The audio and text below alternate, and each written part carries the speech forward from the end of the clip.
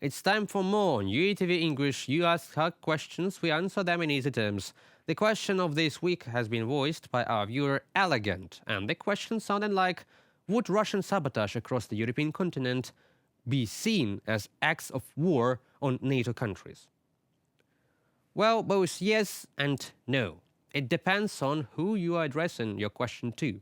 To me, yes, surely it should be, and the answer should be as swift, asymmetrical, and devastating as it gets, both militarily and politically, because we in Ukraine know what is going to happen if you let a burglar and a murderer to go unpunished. Now address this same very question to some of those high-profile politicians who wanted the same very burglar and murderer at the negotiation table, even presiding over the UN Security Council. Then we all should have had a nice under-the-table and on-the-table discussion about how far and how violent Russians can go in terms of breaching laws, borders, and sovereignty of countries.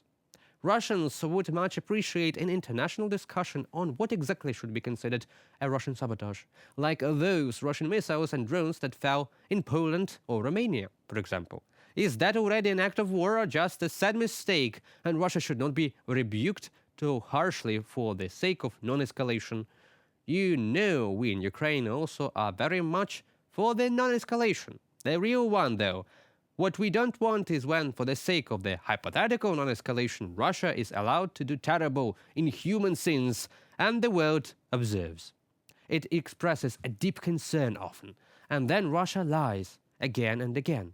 And the world steps back again, and just reassigning that act of war escalation market higher, given Russian imperial brutality more space and time to do its bloody deed, destruct and sabotage, because they know that their act of war market would be slided up again when they again lie and escalate.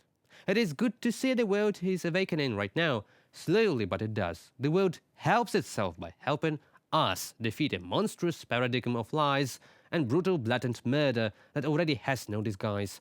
Ukraine made sure of that. All those who have eyes see what Russia is and understand that sabotage will continue.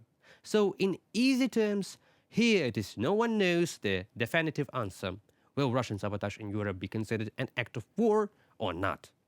All I can tell you is it is an act of aggression already, whatever the reaction of the world might be. Here is what Europe and the civilized West should understand as soon as possible. It is at war with Russia right now. And all those fears of escalation from proxy level to direct armed conflict level can also be put an end right now. Help Ukraine win and enjoy the consequences rather than regret it has not been done in time, thus letting Russia escalate the situation endlessly. That's it, folks, for this episode, for example. If you like us in return, then subscribe if you trust us, and share if you want Ukrainian voice to be heard worldwide. Your support and opinion is what really matters.